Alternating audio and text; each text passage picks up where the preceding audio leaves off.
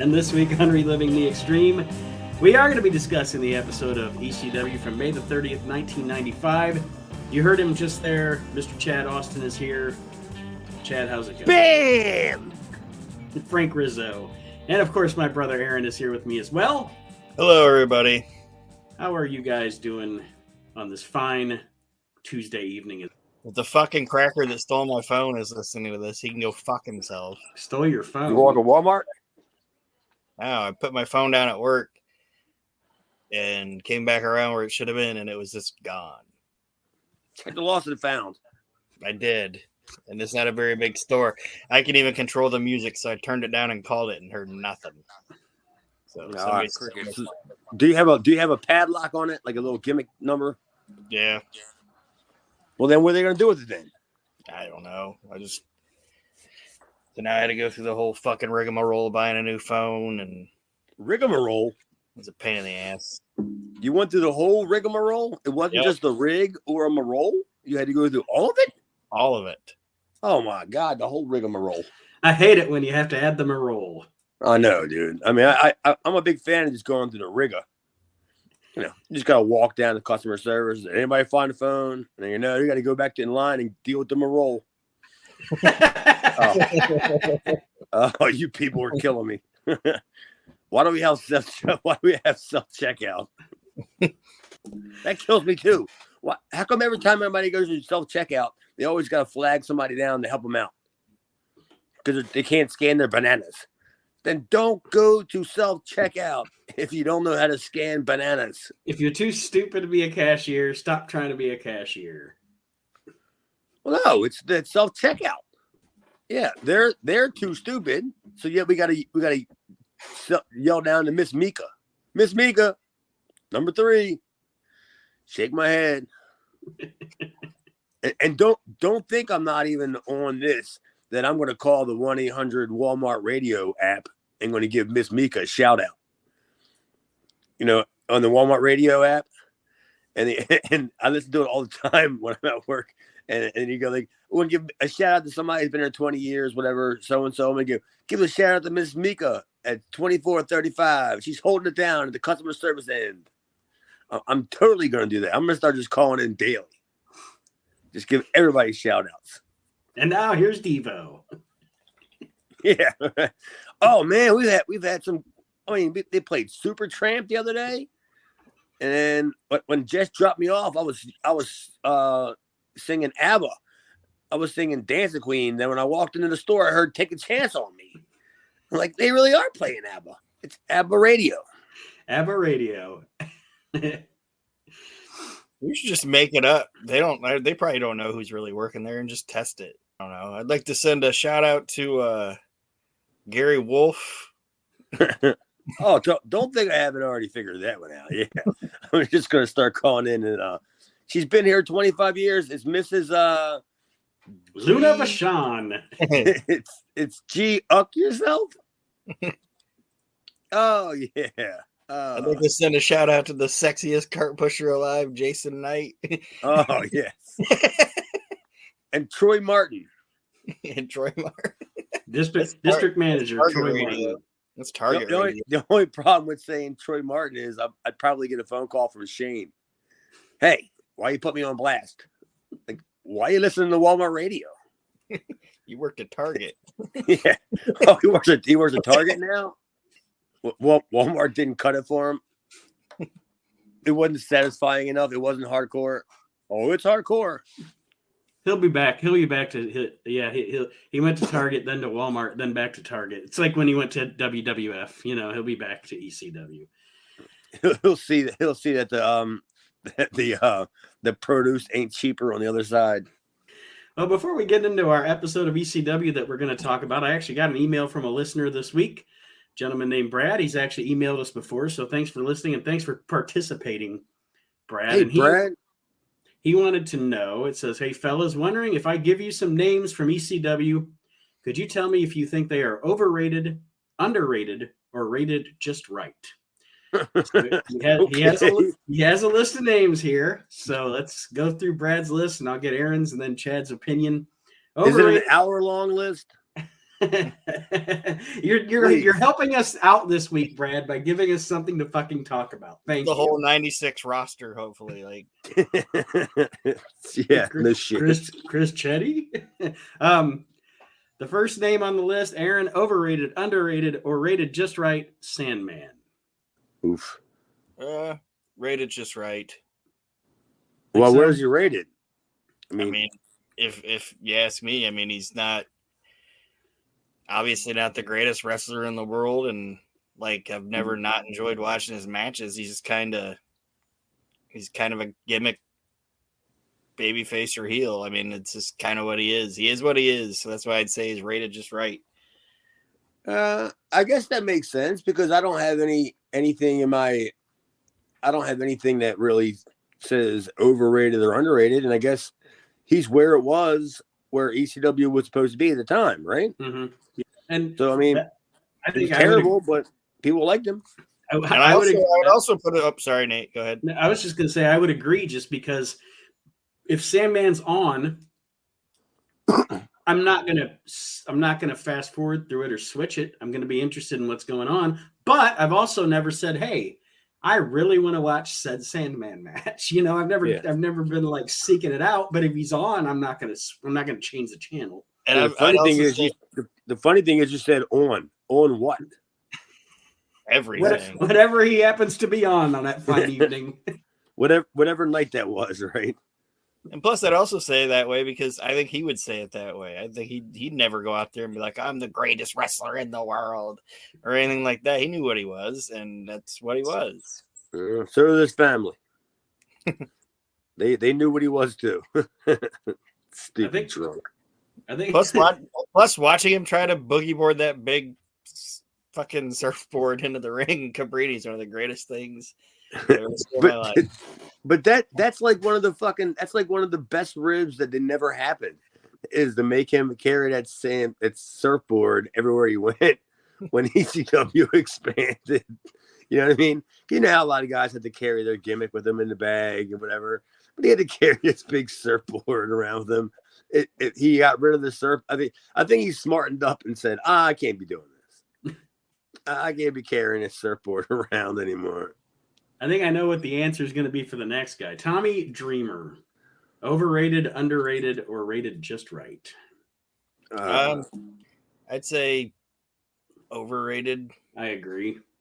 Like, are we just talking their ECW? I don't know. I don't. He didn't specify. I'm assuming he just means overall, like how they're overall perceived. I guess. Hopefully, I'm getting your gist there, Brad. But how they're perceived in general, you know, as history would tell it or whatever. I would say Dreamer's overrated. Once he left that company, he didn't really do anything. Of course, yeah. I mean, yeah, Aaron, you're right. He's overrated in general. But in ECW, he was just right. Outside of ECW, and what's he doing now?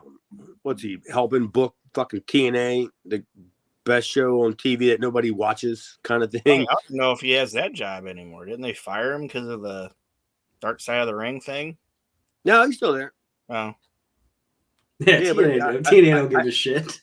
No, what do they care? Nobody's watching them. Yeah, they exist in their own like space-time continuum anyway. So, but like his entire career is latched onto the fact that he was a likable guy to the promoters, and he always kind of had a job that way. Yeah, and he was a great locker room guy. Like he would smooth over problems. You know, instead of having Paul go deal with it, because you know Paul would probably just fire you or whatever if you were the catalyst to a problem. And Paul would be like, you know what, it's over, never mind. But Dreamer would be like, I mean, I've seen it. I think I've even been a part of it. When Dreamer, if he had a problem, they would just send Dreamer. He would try to smooth it over. But Dreamer as a whole, I would say in ECW, like you said, Aaron, he was just right. But anything other than that is just to me, he's worthless. And believe me, I hear him 3 or 4 days a week on Busted Open and everything is peachy to him. Like he can't even say anything sucks, you know, nothing sucks to him, but the whole entire time, his whole existence pretty much sucks. You should have an opinion on what sucks because you suck. what about Taz? Oh, brother. Oh, brother. I think Taz to me is. I think Taz is underrated. Well, I don't think he's underrated or overrated. I think he's another one that's exactly where he should be, but I think that's a good thing. You know, I mean, not like Dreamer where I could take him or leave him, and you'd be like, all right, well, you can put Mickey Mouse fucking out there or whatever. But I mean, yeah, Taz to me that's where he should be, and it's special when it comes to this episode, especially, right? Mm-hmm. No, Taz was a gem. ECW would have never been where it got if it wasn't for Taz, and that's my opinion. And then post ECW, a super entertaining color commentator too. Oh yeah, I mean he still is. Mm-hmm.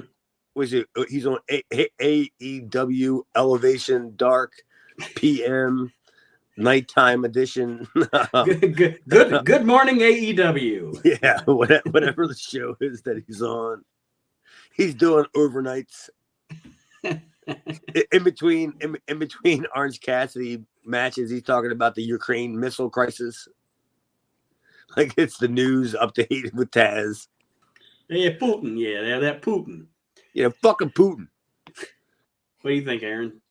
I think he's underrated, and the fact that, like, when he got to the WWE, it was kind of like a thing where I was talking about Dreamer got there and it was just like whatever. But if they would have kept that role going with him, he could have been a much bigger star than he wound up. They just they dropped the ball on him. I think it wasn't him living up to them. It was them not doing what they should have done right with the character. I heard a story about when they brought Taz in for the first time and he went to the tower. And then when Vince saw him and saw how big he wasn't, he kind of was like, "What the fuck?" Like that was the whole entire no push for you. It's kind of unfortunate for Taz, and the timing wasn't too off, but he shows that he makes his debut in January 2000 at the Royal Rumble, and then 1 month later, the Radicals show up. And if he could have just kind of been lumped in with that, it might have been different for him. Or if he would have been, if he would have led the charge for the Radicals, you know, he would have been like, you know, I'm not here by myself. You know, that stupid whole NWO gimmick. I'm not here by myself. I mean, you know what? Actually, no, I take that back. I wouldn't want to have Taz even associated with them. I don't think I would have because I thought Taz was special when they brought him in. I guess I'm just saying it from you were talking about looking at it from Vince's perspective, because none of those guys were huge guys. So maybe if he came in with them, it would have been better for him because as a faction, they kind of convinced Vince that. I guess I know what I'm trying to say, but it's not coming out right. Yeah, it's bigger by numbers, not necessarily together. Yeah, it's bigger by numbers. Yeah. Yeah, but they didn't. History is what it is. We can't go back in time. What about RVD? Oof. I'll defer to Aaron on this one. There's no way you can say that RVD's overrated. I mean, I think that guy is, and he's not underrated. He's properly rated in my opinion. I mean, he's one of the fucking best. I've never seen the dude have a bad match. I've never really seen him sober fuck anything up. Well, I don't care if he was sober or whatever. I've just never really seen him fuck anything up. Like, he's amazing in my opinion. Yeah, I mean, he's the guy that you got to separate from the whole entire bunch of the guys that you're probably going to name. Like, no, Rob's special. You know, he was special before he got there. He was special when he got there. And he would have been way more special after he left, but he just had. I'm not even going to say it was demons. He just knew what the hell he wanted to do. Mm-hmm. And it wasn't like, you know, it wasn't. Oh, sure, he failed drug tests and shit like that, but his work didn't suffer from it. And you know, he just like, if I don't want to do this, I ain't doing it. And I think he knew that. What? How do I want to say it? what he had going for him was, and the reason he didn't give a fuck is because he knew he could go anywhere and fucking make money. You know what I mean? Like he didn't need the WWE to make money. He could have gone anywhere he wanted. So if they were like, fuck, like do this or don't do that, he could have just been like, fuck you. I'll just go home and like I can go to Japan or I can go to Mexico or I can go to the independent circuit and probably make more money working for those guys than he did working for Vince. The only bad thing about what you said was you're right. You're right, exactly. But the only bad thing about what you said was at that time period, like a lot of them territories were a little more dried up and they weren't paying like big, they weren't paying big bucks. A lot of guys ended up there and it was a disappointment for them when they realized, with the economy in Mexico, Japan's fine, but they ain't letting everybody in Japan. You know what I'm saying? Not every Tom, Dick, and Rob Van Dam can just go to Japan and make a ton of money. So you had to be like basically invited. And Mexico was just a place to go for your resume. In my book, it was anyway. That's why I didn't go. What about Jerry Lynn? I don't know. He's underrated in my book. Like I love Jerry. I mean, I've hung out with Jerry a million times, and he loved me, and we hung out. I didn't see any value there at all. I didn't see anything like charisma. I saw talent. That's what I was about to say was I think the thing that hurt him the most was the fact that as much as I mean, one of my favorite matches ever is on one of those Hardcore Heaven DVDs. It's Jerry Lynn versus Too Cold at just a Hardcore Heaven show. Or just if you ring them, it's the they say when the bell rings, when the bell's not ringing is what hurt Jerry. I think just I never saw him cut a good promo, and he just didn't have the charisma like you said.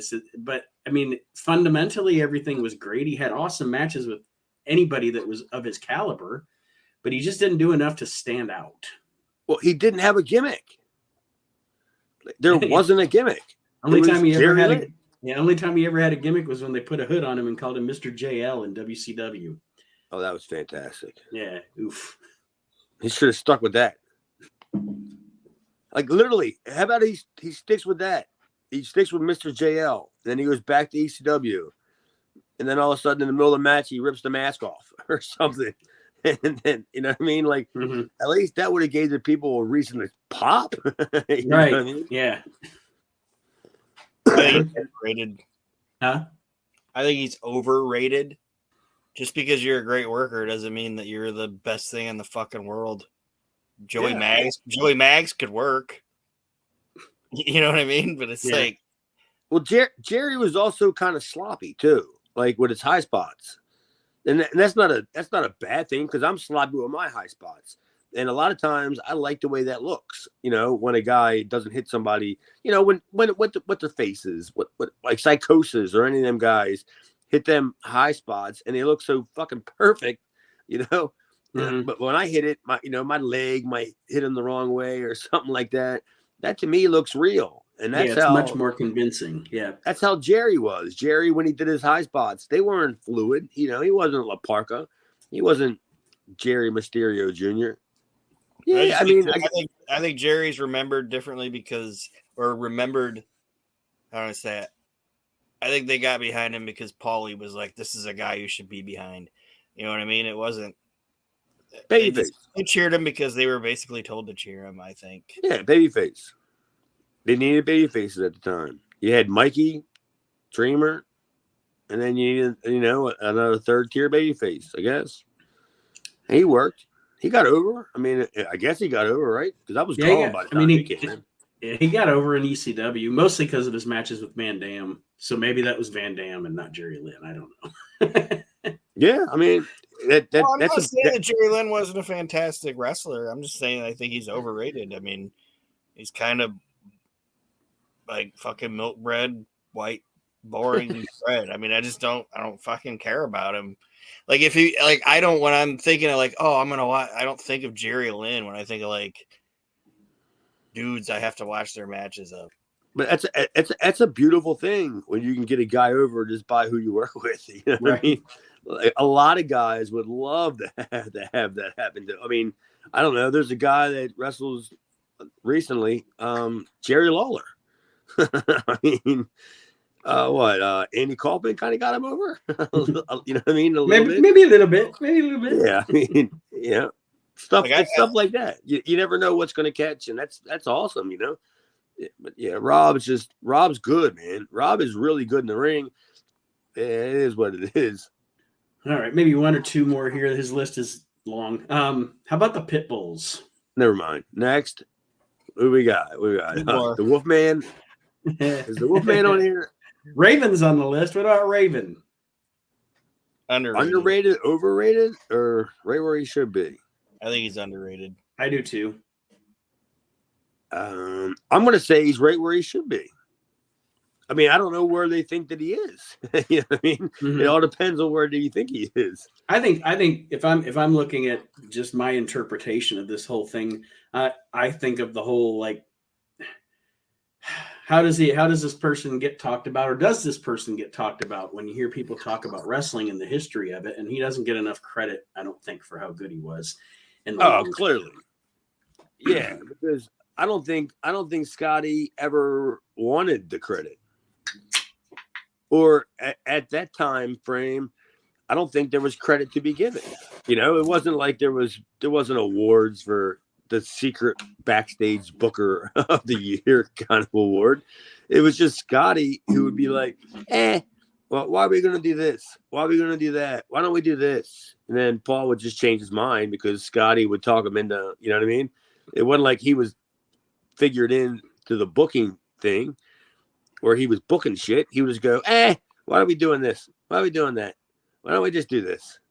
So yeah, I mean, Scotty was, he had his. Well, did you see him do anything he didn't want to do? Nope. Yeah, exactly. He wasn't putting over fucking Chad Austin. Aaron, your assessment. I just think he's underrated because, like, I don't think a lot of the bigger companies valued what they had when they had him, in my opinion. I think he was absolutely, like, rated fine in ECW, but like I said, I'm trying to think of, like, the whole of their career of WWF and WCW didn't know what they had when they had him, And another thing is with Scotty was he didn't take anything serious. So you got to figure when you go to a big company like, the WWE or whatever, and he's just going and he's doing with dubs on Coliseum videos, and he's singing the Doors and shit like that with girl. You know what I mean? Like, he didn't take anything seriously. He didn't take anything seriously. So when you walk into the office, you got big ideas, and you're a great booker and all, but you've been a ham bone on TV for months. Like, what is Vince going to be? Oh, wait, listen to this guy. Yeah, the clown over here has something to say. Yeah, break on through to the other side. Well, did you hear what he said? The first time when he left WCW, went back to ECW, and then went back to the WWE. Did you hear what he said the first time? What Vince said the first time he saw him? No. They were passing each other in the hallway, and Vince looked over and looked at him, and then kept walking and looked at Pat Patterson and was like, "Who the fuck hired Scott Levy back?" Yeah, I could see that. And that when he was hired, "That's what I knew." He's like, "That's what I knew. This isn't going to be great." Is that when he was hired to do voiceovers? No, this is when he like came back just as Raven. It was right after the second time he came to ECW, and he was there for I think 4 or 5 months just because he couldn't go to WCW right to the WWE. And they hired him, and they hired him back. And he said, Pat Patterson and Vince were walking by him, and he goes, "Who the fuck hired Scott Levy back?" He's like, I can totally see that. That's not a good sign. Well, yeah, I can totally see that. Well, this episode of ECW that we are going to review, it shouldn't take too long. So thanks, Brad, for answering those questions. Yeah, thanks, Brad, for giving us some content for this week. We're already halfway through the show. Yep, absolutely. 1995. And, of course, we start with footage from last week's show with all the the shenanigans with Shane Douglas, Cactus Jack, and Sandman. And then Joey Styles intros the show and takes us to a fan cam that is catching up with Commissioner Gordon and his comments on Bill Alfonso. I think he's leaving a Chase bank. He's being chased from a bank? I think he just put the deposit for the Golden Diamond Gordon pawn shop or whatever, and he's leaving the Chase bank. This is 94, 95, so it's probably like fifth third. He's leaving fifth third. Huntington. He's making sure the checks don't bounce. He's hurrying up, hopping in cab through cab to get to the bank to make sure the checks don't bounce.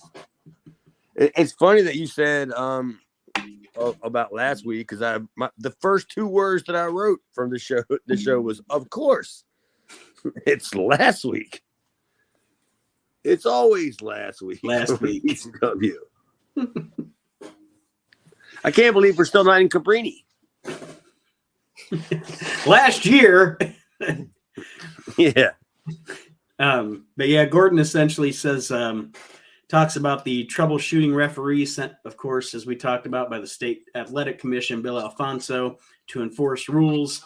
And he wants to emphasize that in ECW there are no rules. So, yeah, and then he says Shane likes anal or something. I thought at one point that he said, instead of saying Alfonso, he said Alfresco.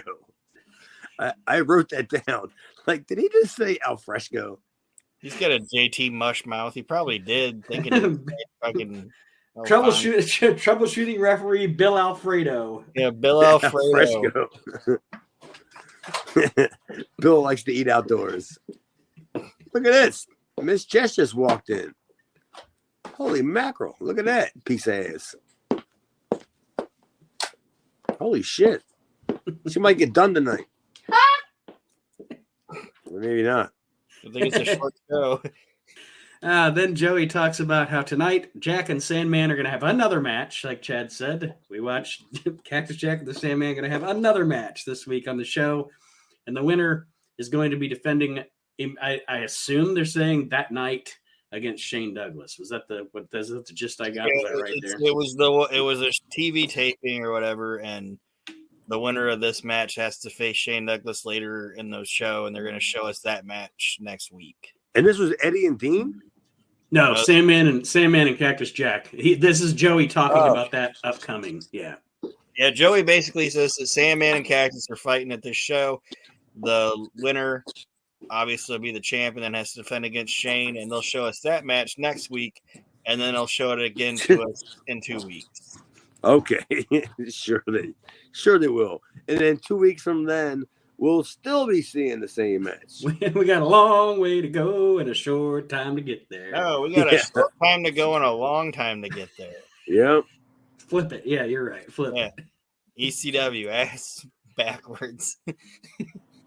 Well, then Joey introduces us to footage of Eddie Guerrero and Dean Malenko having a match at the previous show. I noticed they used Dean Malenko's WCW music when they played the whole thing.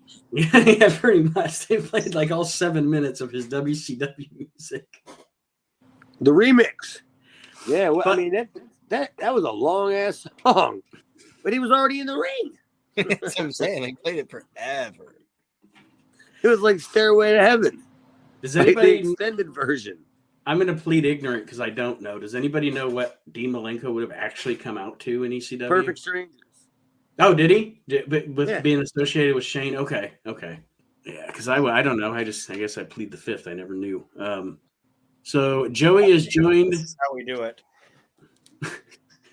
By Montel Jordan. Yeah, this is how we do it, by Montel Jordan. Here's Dean Malenko. Dean Malenko's theme song. I'm sure. And was Eddie wearing his black tiger singlet? Yeah. Like it. Yeah, I mean, yeah, he totally was. Yeah.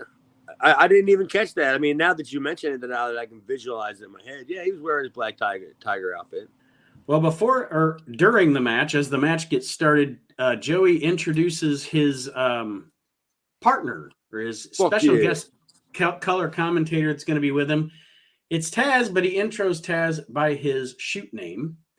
And I assume, What do you think the reason was for that? Because they wanted the insiders to like the fact that they knew who they were talking about, and they wanted the people that didn't know what they were talking about to be surprised that it was Taz. Well, it was because of the whole gimmick change. Yeah, they're humanizing him. He's not a monkey boy anymore. What? He's not a monkey boy. He was never a monkey boy. Jason called him.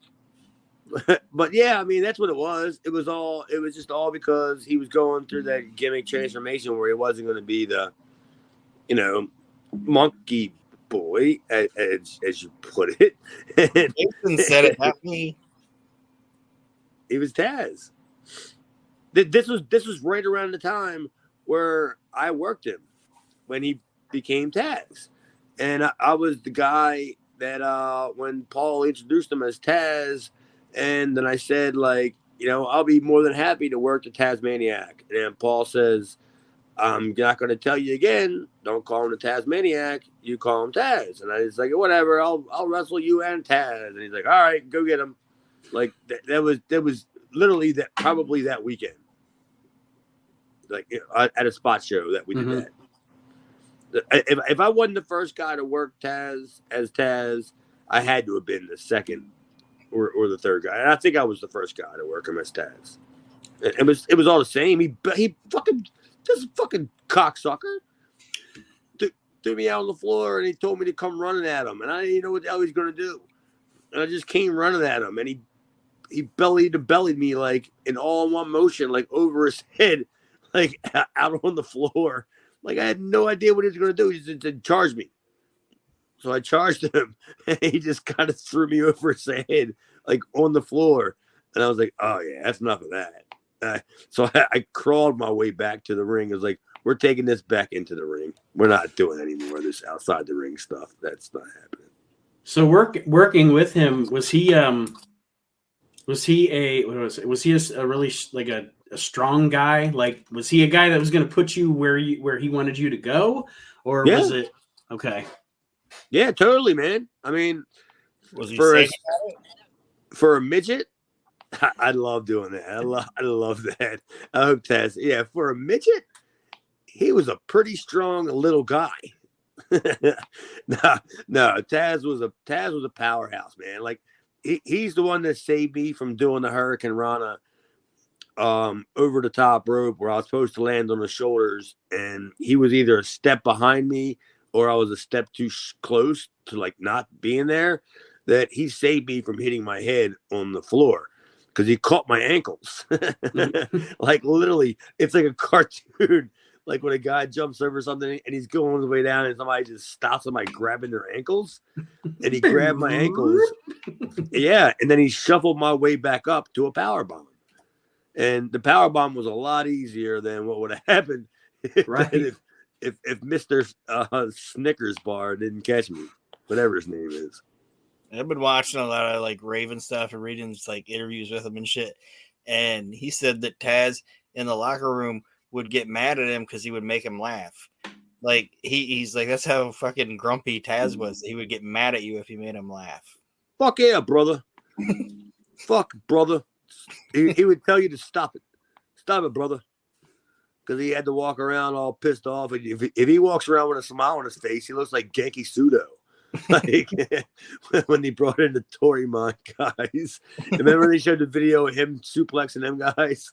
That would have been him if he was caught walking around smiling. Hey, because he couldn't do that, man. In ECW, that's just the way it was. Sandman was Sandman.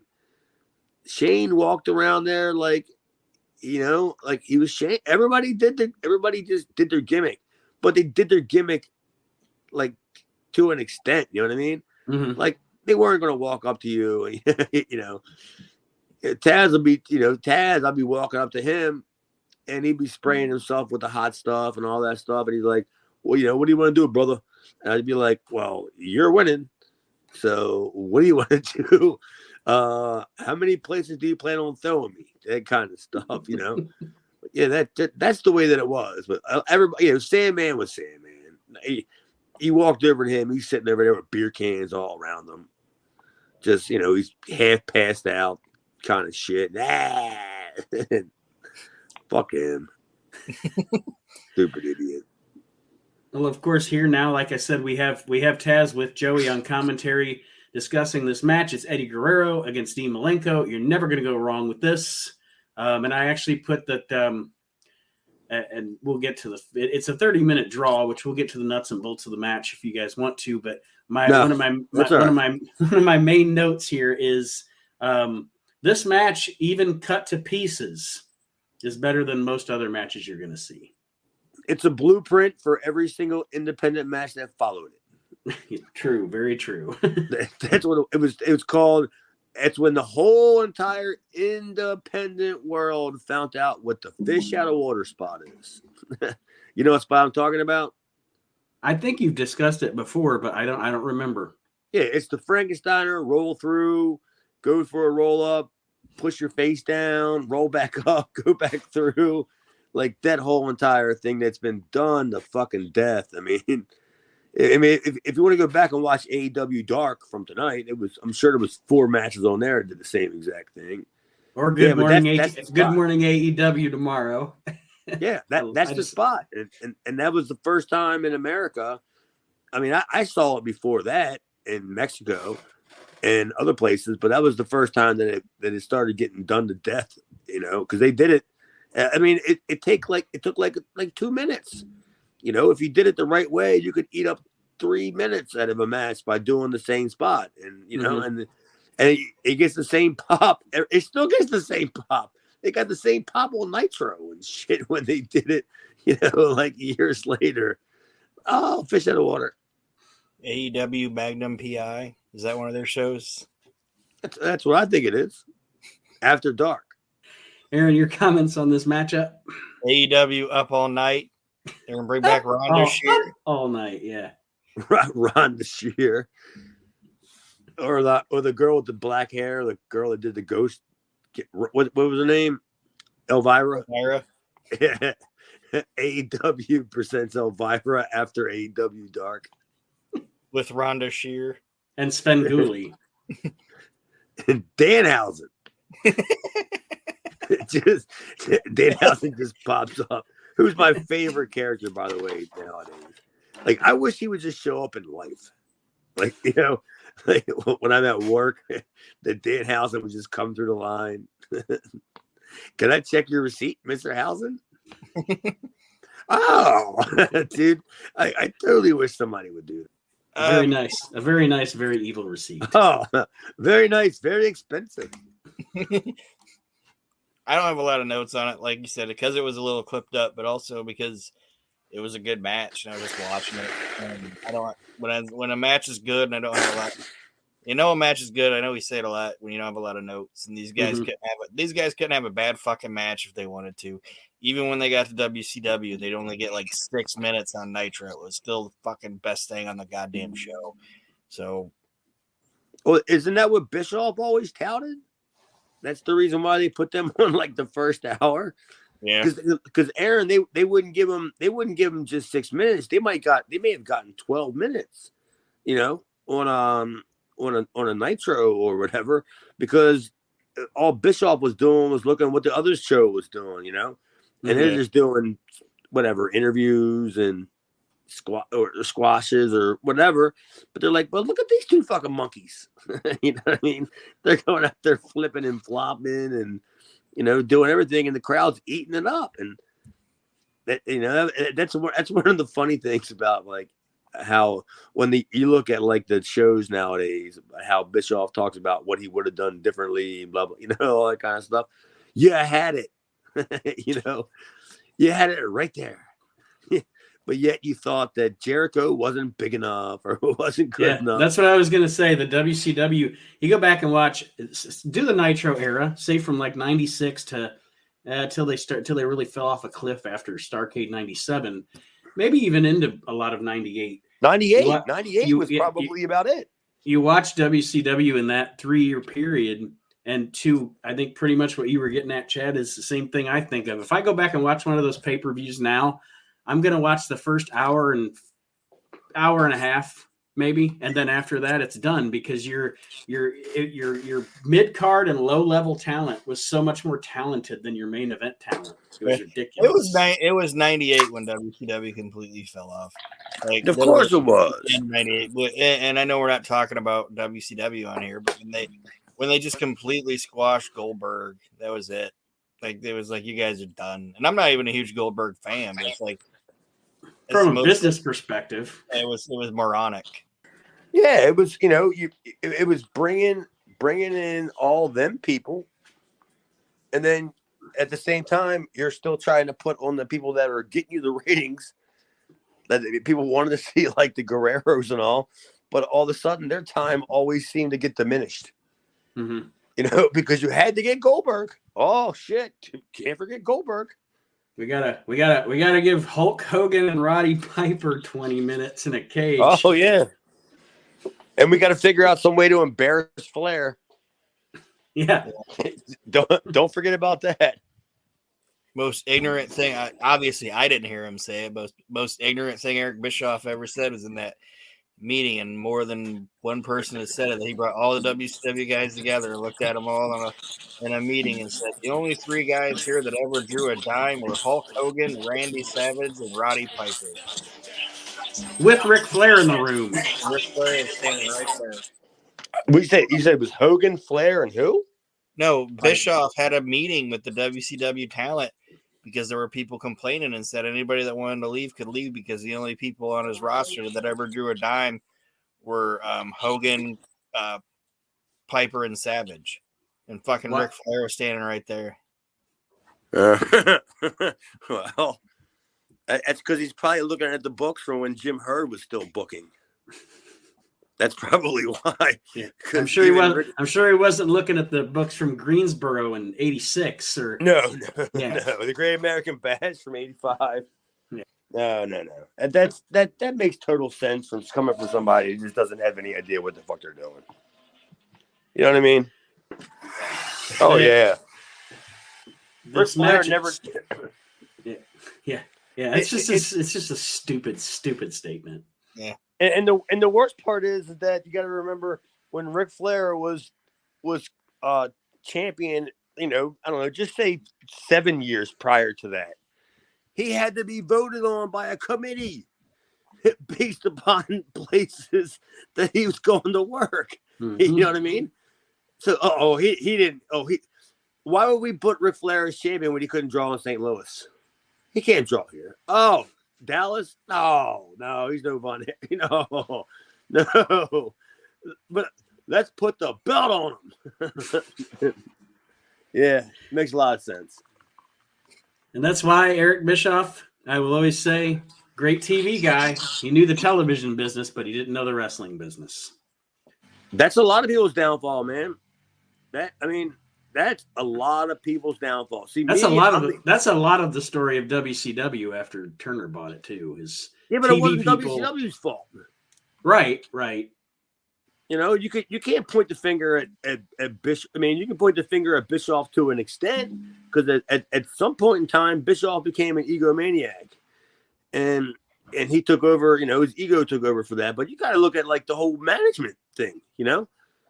Like just today on A&E, they had the NWO versus whatever WWF, whatever on A&E, and they were just laughing at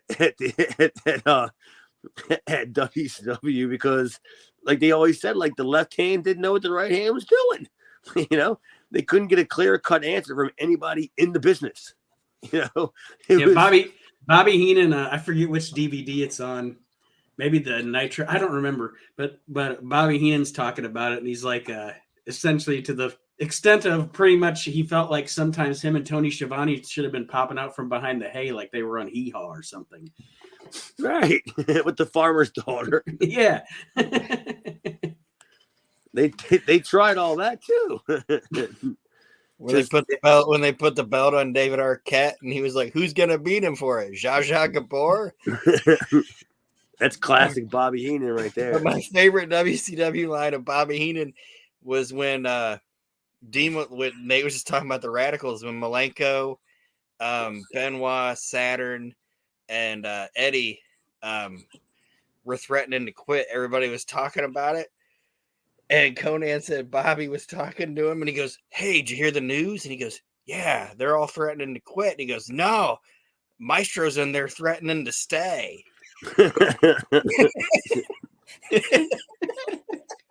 He's making fun of the show.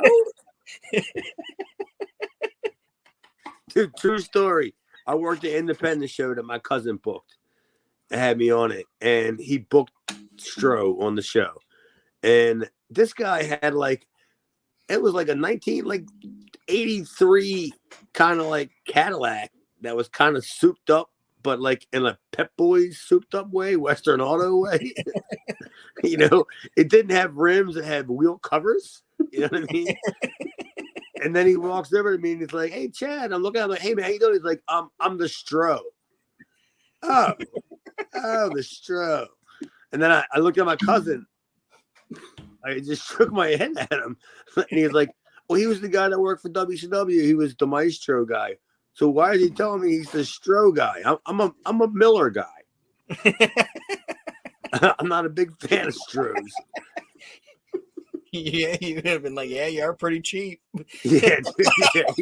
So basically, what you're saying is like $13 a case. Yeah, I get it.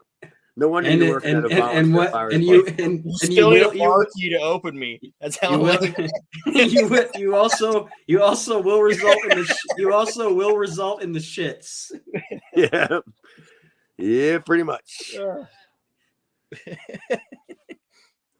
Well, after the 30-minute draw between Guerrero and Malenko, we get Joey back, and he's talking about the credentials of his commentating partner. Of course, they reveal said commentating partner was Taz.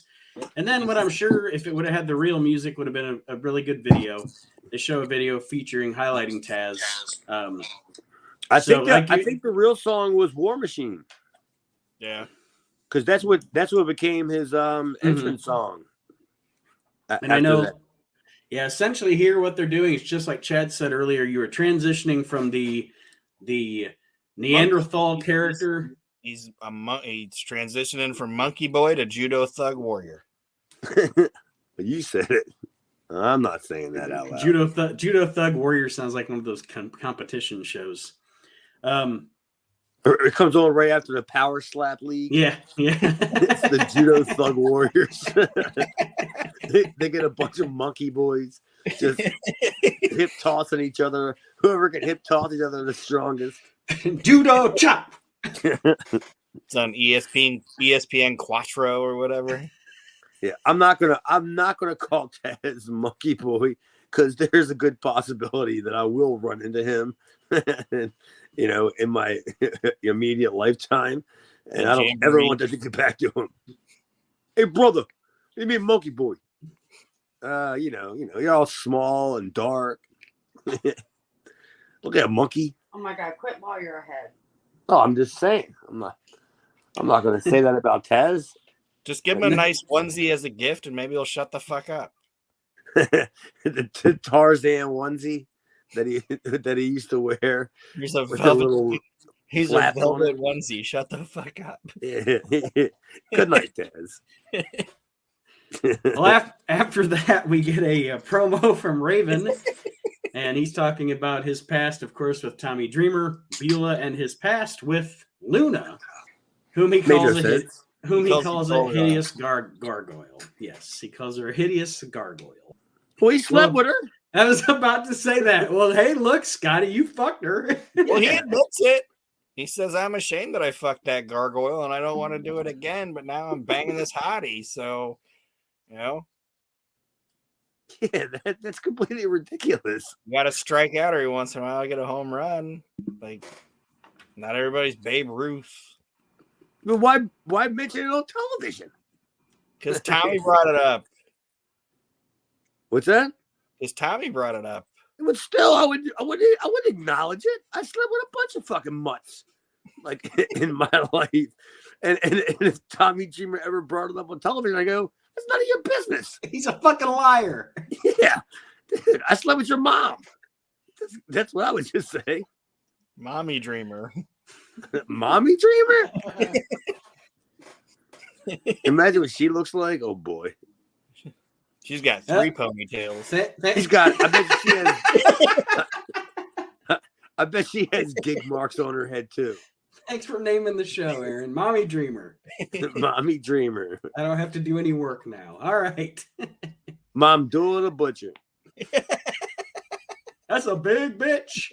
All right. Swole. So now we move on to our main event. Once again, this week, the Butcher or Nell Carter? I can't tell. Nell Carter. Jesus. You can't think of any fat black women from like the last 30 years. Medea? Nell Carter. Lizzo? Yeah, Lizzo. Yeah. Any black person that wins the Grammy these days is the fat black woman. Precious? Precious? Like Jimmy Garvin's girl? No, that big fat black lady in that movie. Gabrielle said baby. Do you want to be on the show, Jess? I just thought her. That's what I'm telling you. You shut the fuck up. I Mind thought her your name. business over there. I thought her name was really Precious. getting us back on track. There's main no event, getting us back on track. Once again, Sandman versus Cactus Jack.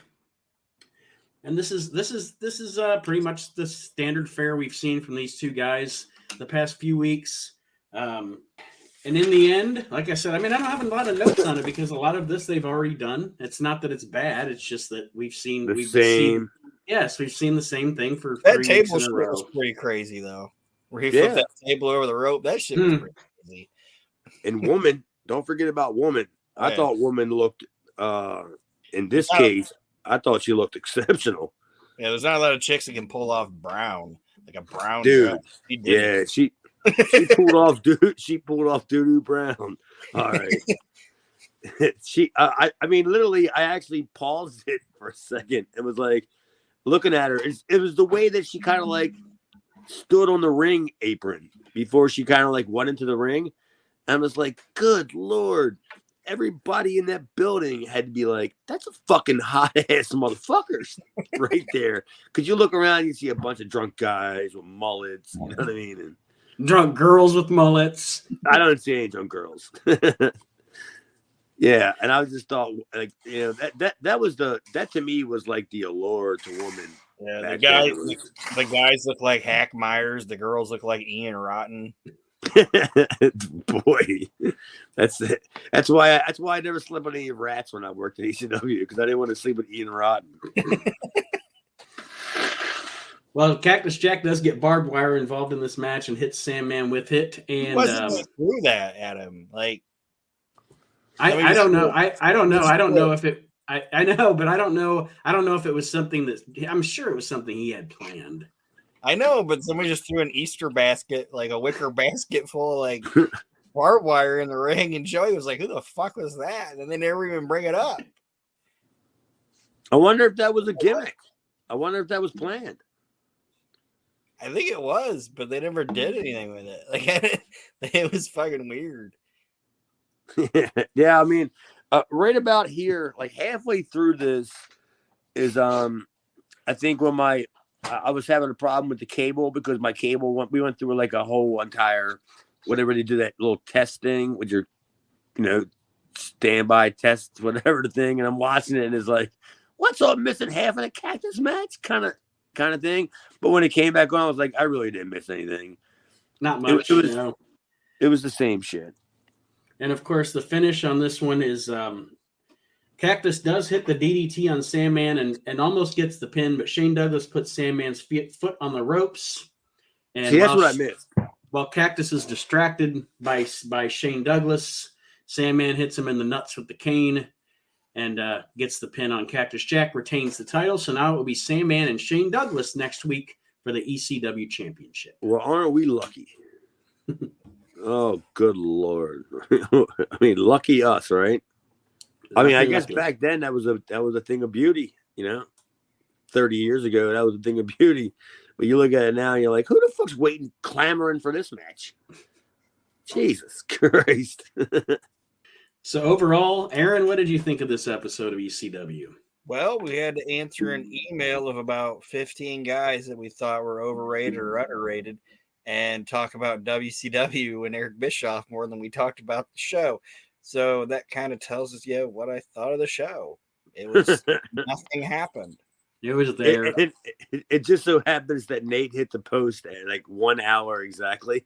he's wrapping it up. But yeah, do we have any more questions? Nope. Yeah, the show's over. Yeah, but it was a treading water episode of ECW, pretty much. That's a good way. That's an interesting way of putting it. I agree. Nothing good, nothing bad, just nothing. Just It's the same matches week after week, and they throw in just enough so it's a different match, but the same matchups. And and we're heading into new stuff. Obviously, Shane's going to be on his way out. We're getting a character change with Taz. I think Sabu comes back sometime soon, doesn't he? Yeah, this was basically a one match show, and then the Eddie Guerrero Dean Malenko snippet was a commercial to get people to buy that tape that they're touting that had like the three. Don't even discredit the Malenko Guerrero Classic. Don't even discredit that. The best commercial ECW's ever produced, and I can't wait to not see it on Peacock when because they're not going to air the commercials for it. But that was the greatest commercial they ever put together. As a matter of fact, it was so great that me and a buddy of mine, when we lived down the beach, we stole the whole entire idea where we did 2 guys, 2 bikes, like 32 bars in one day. It was the Austin Houston Classic. That's what we did. We just went to each bar on our bike and drank like 1 beer, and we were listening to Perfect Strangers like while we were riding our bikes down the street. We stole the whole entire idea. So don't discredit that. It was good stuff. I wasn't discrediting it. I'm just saying that's what this show was. It was to sell that tape and to get their title show going and say that Taz is no longer a Neanderthal or whatever. Yeah, he's still a fucking midget, bro. Fuck him. A lot of people think he was sitting down when Paulie was standing behind him when they he was standing. It was like when Andre the Giant does his interview with Vince in the late 70s, early 80s, where Andre was standing on the phone book or whatever, and Vince was all small. Like Vince could have been Taz, and then Andre could have been Mikey. Paul Luria.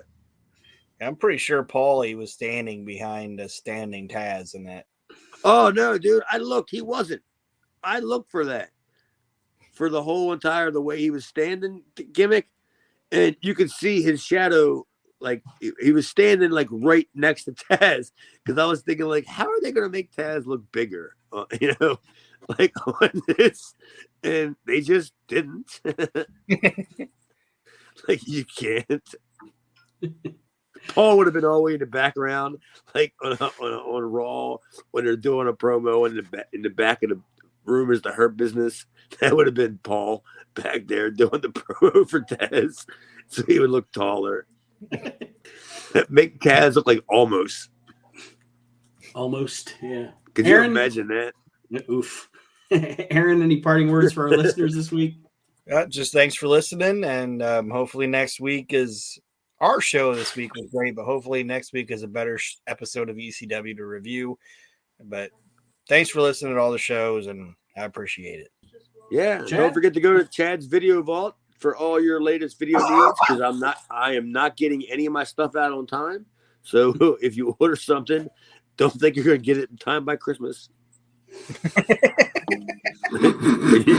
But you can still pay me, and I'll get to it sooner or later. Fuck off. Thank you all for joining us this week, and don't forget to find the WrestleNet Radio Podcast Network on Facebook. And Chad's Video Vault will have your videos to you by next St. Patrick's Day. That's encouraging. Yeah. We'll see you next week, everybody. St. Patrick's Day. St. Patrick's Day. I'm not going to fucking guarantee this shit. I commit you to nothing. Yeah, tally-ho.